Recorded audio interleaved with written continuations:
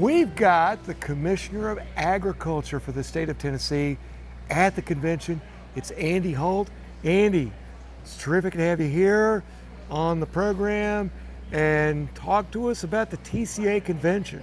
So the convention has been great. Not only am I just here attending the convention, but I'm also a Tennessee Cattlemen's Association member as well. So as a beef cattle producer, amongst other types of agricultural operations, my wife and family in Northwest Tennessee are beef cattle producers. And I think this has been a great convention. Had the opportunity to see a lot of folks in the industry and have certainly appreciated the fact that we celebrate agriculture here in the state of Tennessee. Tennessee Cattlemen's Association does a great job of that, does a great job representing their portion of the agriculture industry, and we're happy to be here and support that. I tell you what, I'm hearing all that you're doing. I got to say, brother, your plate is full. Well, that is true. That is true. So let's go through it. So you are a cattle producer, a TCA member, and you're in Nashville too, right? Yeah, so I try to spend as many nights at home on the farm in Dresden as I can. All so right. I'm driving back and forth, but in Nashville quite a bit. And not only in Nashville, but really I feel like my role as commissioner is not just, I don't just need to be at my house and at the office at Ellington. My plan is to be out across the state, hearing from producers, interacting with producers, because the very best advocate for agriculture are the farmers and foresters across the state of Tennessee. Right. Well, and I find that interesting because here you are, you've been on the ground, you've done it. How does your experience inform your position with the state? So I think I have a little bit of a unique background because I'm actually a first-generation producer. Okay. So I actually grew up in Knoxville. How'd you get into this then? Well, I had a great elementary school teacher who she loved agriculture. Drop her name, please. So it was Miss Parker. Okay. And so Miss Parker thought she loved agriculture so much that she thought everybody should love agriculture. And really, as a young kid in those formative years, she preached to us about the importance and the value of agriculture. She taught us how to read out of books that were about agriculture, and really it as a young kid, it framed my mind as a kid who had never seen a cow, never been to a farm, never had any agriculture experience. But at that young age, I thought, this seems like the greatest career in the world. You get to deal with animals, you get to deal with equipment, you get to live where fences are your neighbors, and that was really attractive to me. And so from that time until my early career in 4-H, and then that transitioned to FFA, and then it transitioned to about a 3-year stint living in north central Wyoming. That really kind of prepared me for a career in agriculture. And I agree with you 100%, Greg. When you have gone out and you've broken ice out of the water, and when you've gone out and fed and had the privilege of being there when a cow has a calf, and you get to experience that miracle of life that really exists on farms all across the state, it does make you think from a different perspective. Because what you do now, forgive me, but there's bureaucracy. You're part of You don't say. You don't say, but it's necessary. Without that, there's chaos, really. And so, how has that helped you in your day-to-day in your commissioner's chair? Well, my time representing agriculture started really long before being commissioner. For 10 years, I was in the Tennessee General Assembly here in the state. And, in my bio, it basically says that, and I agree with this because I wrote it, that for 10 years my goal in the General Assembly was to represent the farm and forest products and rural citizens across the state of Tennessee, and tried my best every day to see life from that perspective, because we do have, unfortunately, less and less agriculturally focused representation in our government across the board. We'd love to say that we're insulated from that here in Tennessee, and that's just the other states around us. But really, we are less and less represented by agriculture, folks who know about agriculture, and so I think that's part of the value that I bring to this position. Those of us who are not of this industry, right, on the outside, we take it for granted. Most people, and what I'm saying is most people take it for granted that there's beef in the produce section of the grocery store. There's any product that comes from the farm, comes from agriculture.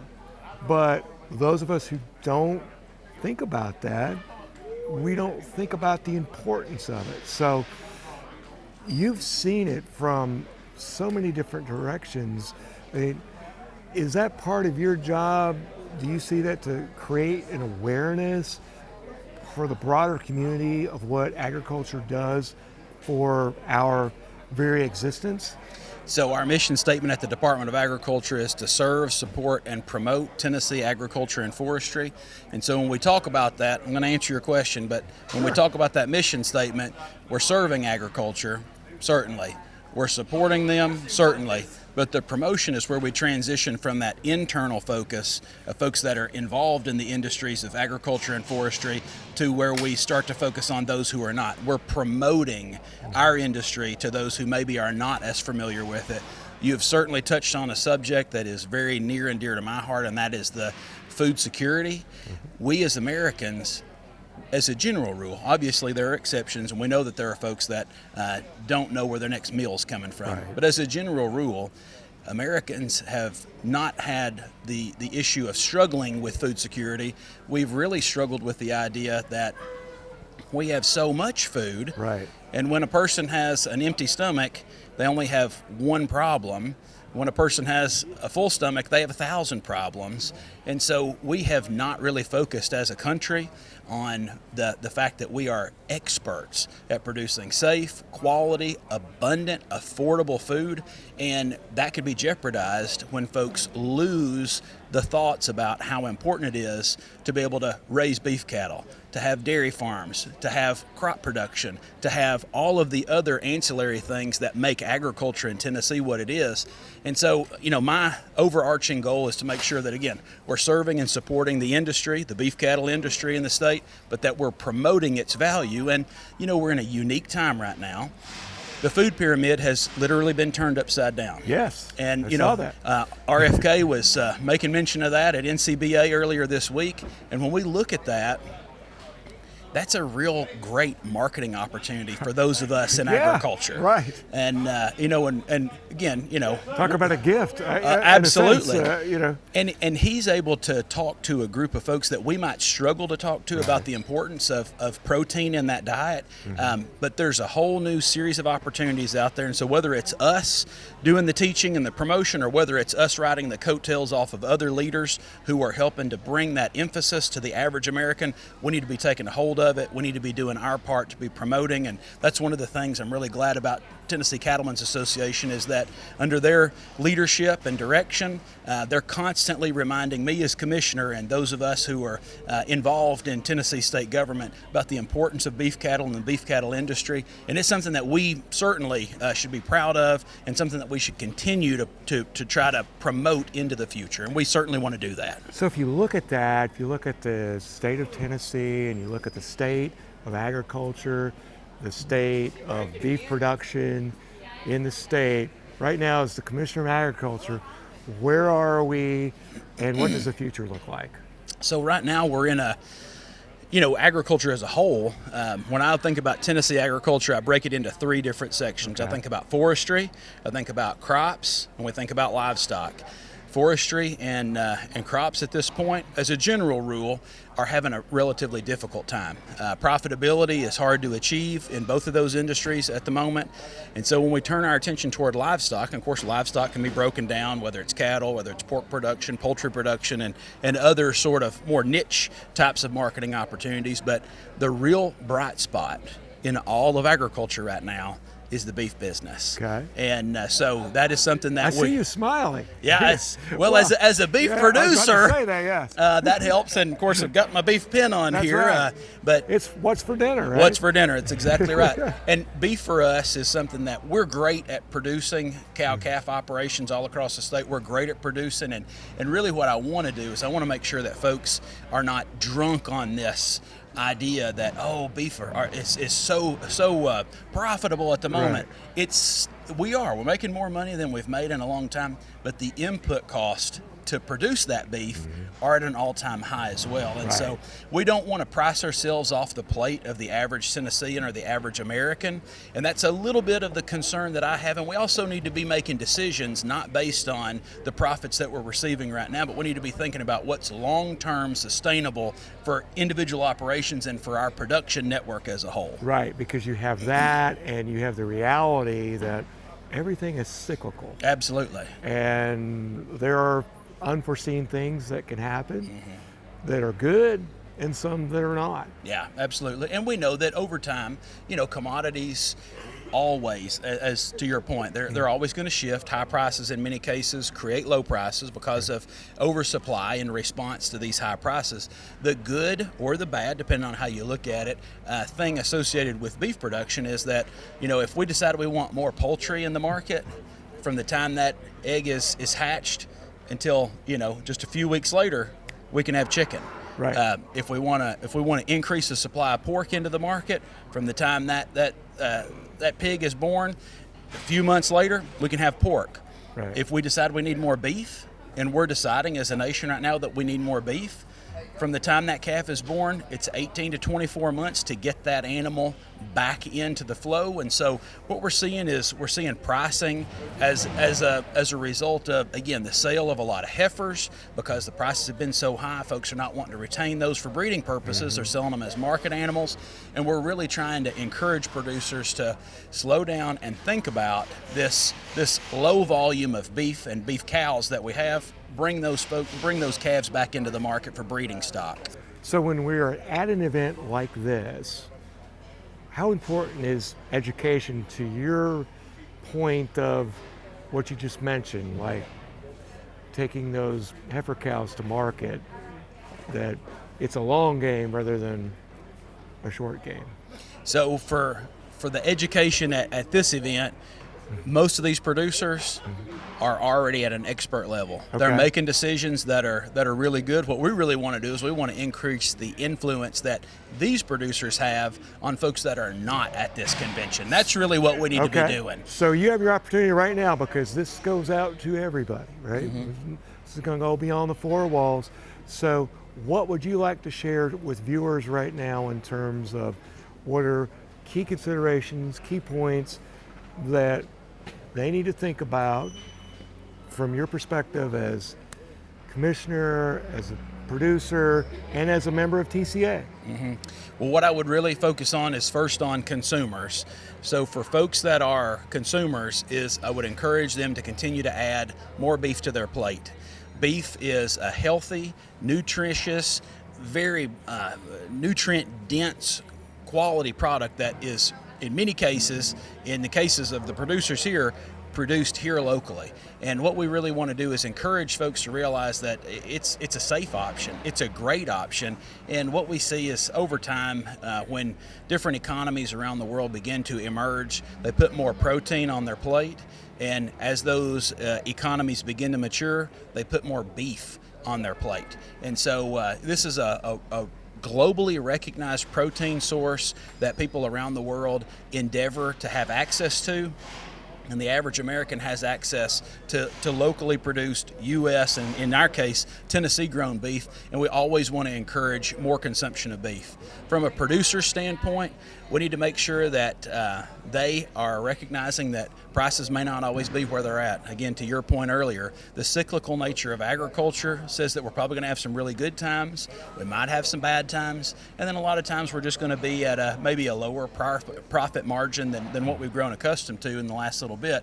But the industry needs to be thinking about what is the long-term opportunity for us to maintain profitability, continue to provide options for our kids to come back home to the farm, and how can we continue to meet consumer demand in a way that we're not just saying, well, that's the way we've always done it. No, we need to be in the business of working with National Cattlemen's Beef Association. We need to be involved in the checkoff programs. We need to be making sure that we're, as producers, that we're producing a product that's marketable to consumers, and we want to continue to try to produce that at a price point where Americans continue to choose beef over other protein options. So I got to ask you, you're a member, you've had the TCA Convention, you understand the value of it. For those folks who are not members, who are producers, or thinking about getting into this, talk to us about the value of a membership with the Tennessee Cattlemen's Association. So when I think about any type of organization, and it's because I've been in the belly of the beast as a representative in the Tennessee General Assembly, when an idea comes about from an individual person, and not in any way to say that individual people cannot move the needle on big issues, but what really helps is that instead of just one person that's coming in and talking about an issue, it's when you have a network of people. It's when you've been there, because I'm sure that you want to represent your constituents when you were in the legislature, yet if I've come to you as one person, it's a nice meeting. If I come to you as 10 or 50 or 5,000 or 10,000, I'm gonna grab your ear a little bit better, right? Absolutely, and it doesn't even have to be thousands, but when we used to always kind of talk about in the General Assembly, when the cowboy hats and burgundy jackets show up, we know we're going to be talking about beef.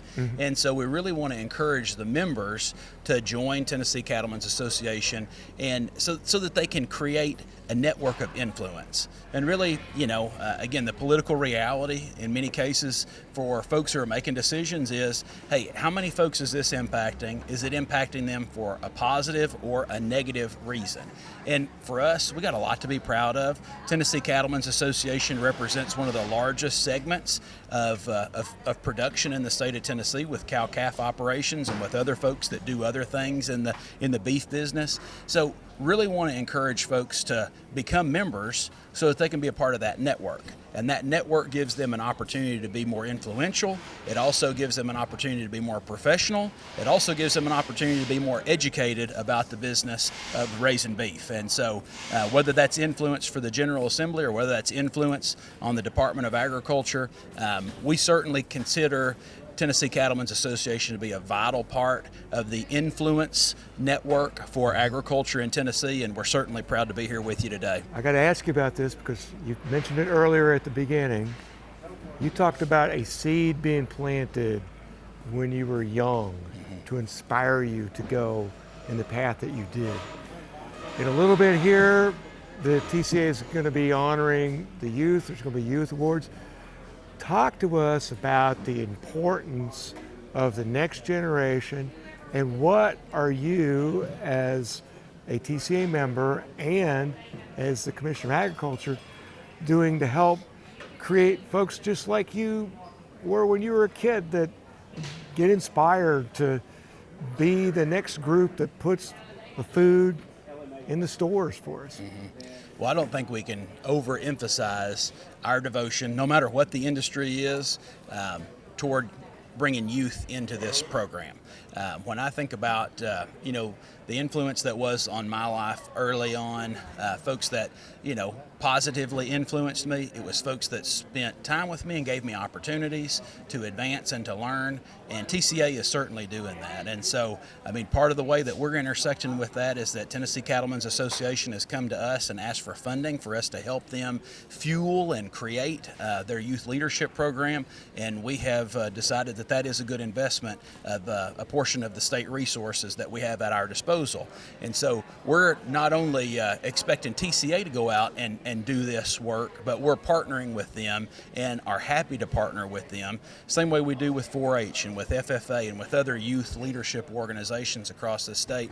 And really, I think what we need to be doing as an industry, and that's all across agriculture, all across the forest products industry, is letting adults know and letting students know that agriculture and forestry, when we combine those two, is the largest industry in the state of Tennessee. $103.8 billion. Wow. Billion with a B. Wow. 2025. I'm hearing you. Yeah, and so instead of looking at agriculture and forest products as like, that's kind of a thing of the past, it's not. Future. It is. It's the future. So when we look at our state seal, there's two words enshrined on that. It's agriculture and commerce. So Tennessee started off as an economy based on agriculture, based on the $103.8 billion that we're currently producing as a state in ag and forest products. we're still an agriculture state. And looking into the future, although things are changing, we have to acknowledge that all things are going to change. Right. But into the future, there's going to be a burgeoning opportunity for students. But there's not going to be an opportunity if we don't have any students and we don't have any youth that we're attracting into the industry. So it's vitally important that every person here not only experience this for themselves, but we need to be creating opportunities for youth and for the next generation to also be experiencing the opportunities within the industry. Last question for you. What is the best part of your job? And you can pick any of the jobs that you have, but let's start with your job at the state. Yeah, so best part of my job is when somebody calls with an idea and they say, hey, I don't really know if you can help with this or not. And it's one of those ideas that when you hear it, I say to myself, why did I not think about this? And to be able to take and transition that idea from someone who is bringing that forth because they want what's best for the state, they want what's best for the industry, and when we can bring life to that idea, when we can fund those ideas, when we can take ideas to the General Assembly or to the governor, and they say, these are good ideas, and we're going to try to implement these. And I've had the opportunity now, being with the department for 5 years, to see some of these major things that people kind of said, it's an idea, we probably can't get it done.